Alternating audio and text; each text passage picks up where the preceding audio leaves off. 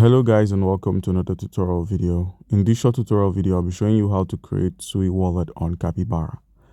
Alright, so your first step would be to open up your browser, log on to capybara.vip. Once you're logged on to capybara.vip, there's a few things to note. First off, you must have a Telegram account for this to work. So make sure you set up a Telegram account and click on Play Now in order to get yourself a Sui Wallet on Capybara. Then click on Start. All right, welcome to Capybara. So tap to feed your Capybara and then click on Create a Wallet at the top of the screen. So click on Create a Wallet, click on Connect Wallet.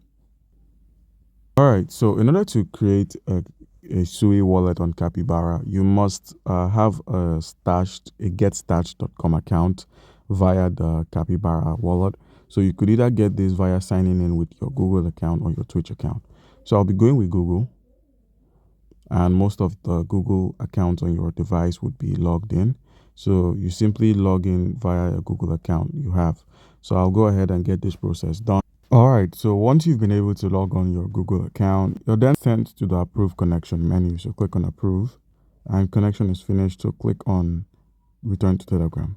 But as you can see here, it says New Wallet Connected. You can return to Telegram. So let's return, reload the mini app,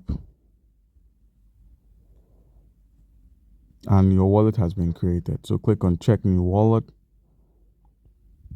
and boom, we have a working and active Sui wallet where you can simply receive Sui tokens, send out a Sui token, and also make transactions within the Capybara web app. So if you click on this icon here, you can reload to view your new tokens if you've deposited.